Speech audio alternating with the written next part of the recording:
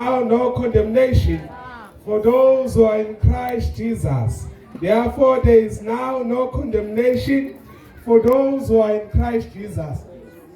Nyangazi ngiyathanda itori. And lesi itori engiyixoxayo akusiyitori zamanga.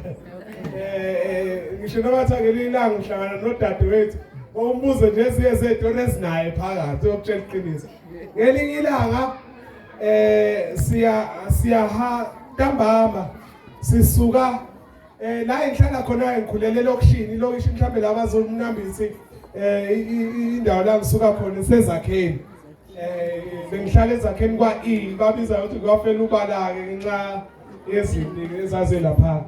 kodwa ke ngelinye ilanga nje nami ngangisayingane kodwa ngase sengihlakaniphile siyahamba nje abazukulu bonke abazukulu bagogo sasihamba nje emgwaqeni sekuhwalele sisuka kaMalume mhlawumbe ngingabekisa nje ngokuthi it's almost 2 kilometers ukusuka kaMalume uze la esasiya khona ekhaya so mase kuhwalele nje ngendlela okuhwalele ngakhona sesiyabuya sithi masiqhamuka siqhamuka sihlangana nje nabafana abadlala ibhola kanti emva kwethu kunomunye nje abafana ababili ababesilandela so sidlule labafana abadlala ibhola basibandlula la bese shutha ibhola lishaye lo mfana labafana ababili abandlulayo masibashaya bese bethi laba abadlala ibhola betshela labafana ababili uthi hey nina abafana siphoseleni ibhola nisinikeze back siqhubeke sidlala lo labafana ababili bangaliphosi kodwa balikhahlele back asazi ukuthi kwenzakalani masiqeda kudlula kodwa into engiyikhumbulayo ukuthi bavethani kwavuka nje impi esikhaleni saqaleka sibaleka sesiye ekhaya because kwasekusele isikhathi esincane sifike ekhaya siyabaleka nje siyagijima because emva kwethu siyabona ukuthi impi iyasilandela ukusilandela wethu ke singene eminyango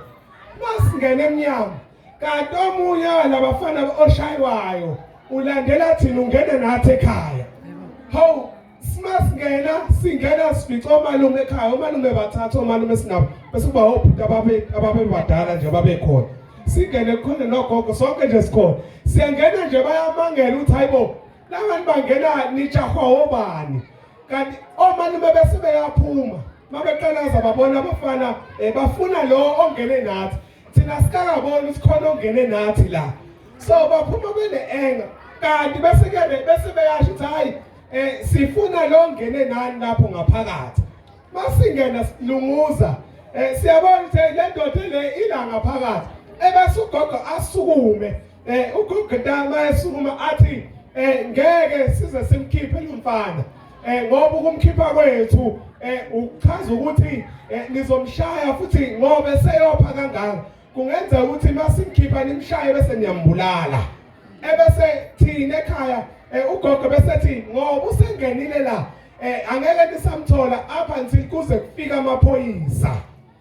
into engifisa ukuya kuyona ke ivesi esilifundile lithe there is now no condemnation for those who are in Christ Jesus kunomfundi kaJesu okwakuJudas ngisho noma sazi iBhayibheli sesifundile ukuthi kwangafanele abengcenye yabafundi bakaJesu Kristu kodwa ngenxa yokuthi waye kuJesu Kristu uJesu Kristu akazange even naye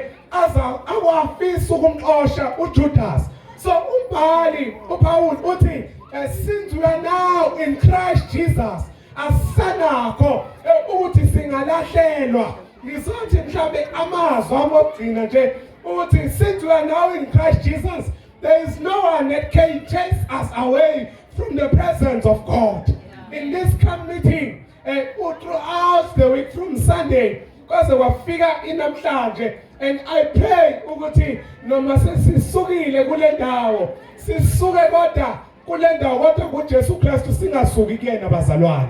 and I pray ukuthi and throughout the journey from kusasa si abanye bebuyela emsebenzini abanye bebuyela ezikolweni wherever you are just know that you are now protected because you are in the presence of Jesus Christ ngizocela ke nje sisukume sicule ingoma number 4 sishaye nje ngomkhulu umdlanga ingoma number 4 as we are praying for the closing of the Sabbath.